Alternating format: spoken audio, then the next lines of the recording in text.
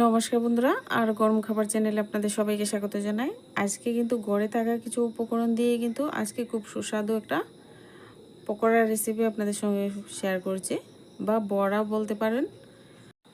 আমি এখানে একটা বড় সাইজের কিন্তু কলার মোচা নিয়েছি। আর মোচাটাকে কিভাবে ছাড়াতে হবে ভিডিওটা আপনারা পুরোটা দেখতে থাকুন। আর আমি কিন্তু যে মোচাটা নিয়েছি খুব সুন্দর একটা বড় সাইজের মোচা, একেবারে সফরি কলার মোচা কিন্তু নিয়েছি। আর মোচাটাকে এইভাবে আস্তে আস্তে ছাড়িয়ে নেব, মানে পকোড়াটা কিন্তু আমি আস্তে আস্তে করব, একেবারে যেন মোচাগুলি যেন একটার সঙ্গে একটা একেবারে যেন এইভাবে লেগে থাকে।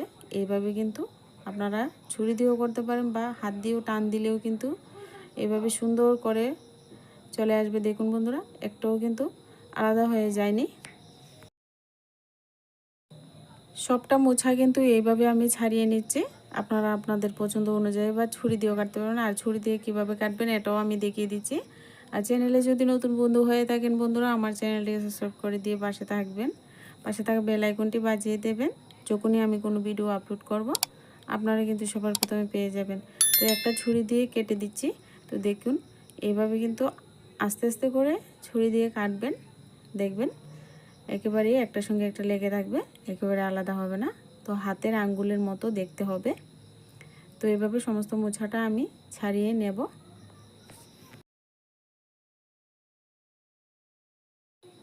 প্রথমে আমি এভাবে খুলে নিয়েছি সবটা মোচা।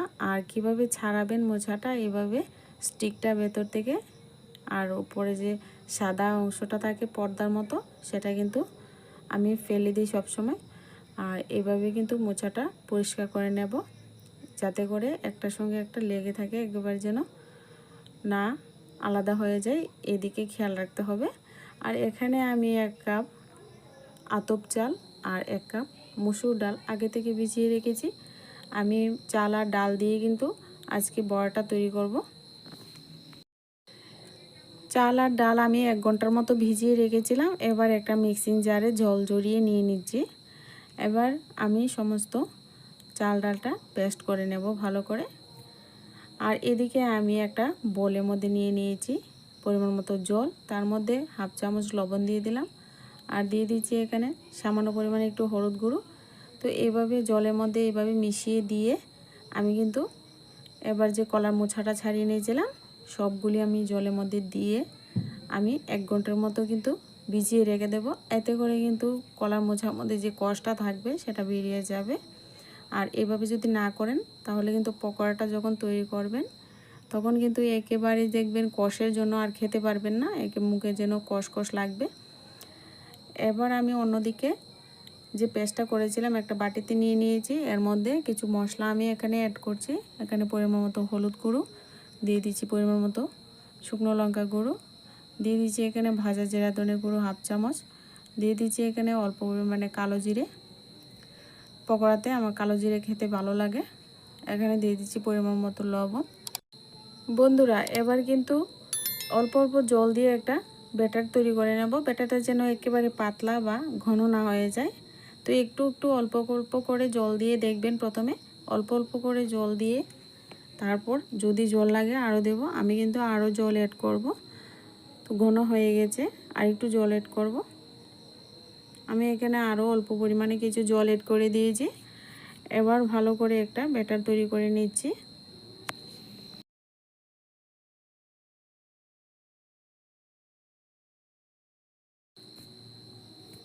আমি ব্যাটারটা কিন্তু গুলে নিয়েছি এরকম ঘনত্ব রেখে। আপনারা কিন্তু এরকম ঘনত্ব রেখে গুলবেন, দেখবেন পকোড়াগুলি খুব সুন্দর মুচমুচে হবে। আর এবার কিন্তু ব্যাটারে এভাবে মোচাগুলিকে এভাবে ডুবিয়ে আমি কিন্তু বড়াটা তৈরি করব। হাতের আঙ্গুলের মতো দেখতে হবে। তো দেখতে খুব সুন্দর লাগে এই পকোড়াগুলি, অবশ্যই বাড়িতে একবার ট্রাই করে দেখবেন। এবার চুলায় কড়াই বসিয়ে দিয়েছি, এর মধ্যে পরিমাণ মতো আমি সর্ষের তেল দিয়ে পকোড়াগুলি ভেজে নিচ্ছি। এবার একটা একটা করে দিয়ে দিচ্ছি। আর এই পর্যায়ে চুলার আঁচটাকে একেবারে লো করে দিয়েছি।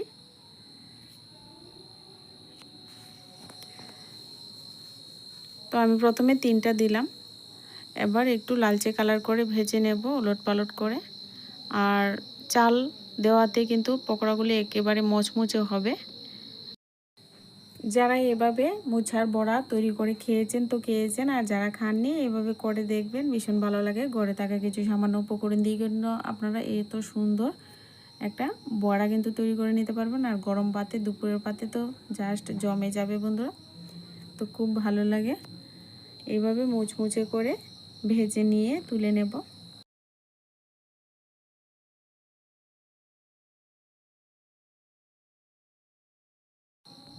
দেখুন বন্ধুরা কত সুন্দর দেখতে হয়েছে বড়াগুলি। লাল লাল করে ভেজে নিয়েছি।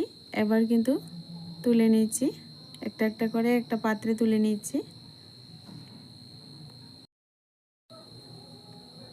দেখুন বন্ধুরা কত সুন্দর হয়েছে। আর বাকি যে পকোড়াগুলি আছে সেগুলি কিন্তু আমি এবার দিয়ে দিচ্ছি। সবগুলি পকোড়া এইভাবেই ভেজে নিতে হবে। তো ভিডিওটা যদি ভালো লাগে অবশ্যই বন্ধুরা লাইক, কমেন্ট, শেয়ার এবং চ্যানেলটি বন্ধুরা সাবস্ক্রাইব করতে ভুলবেন না। আজকে ভিডিওটা এই পর্যন্তই, দেখা হচ্ছে নেক্সট ভিডিওতে। আপনারাও অবশ্যই বাড়িতে তৈরি করে খাবেন সুস্বাদু এবং উপকারী একটা মোচার পকোড়া বা বড়া।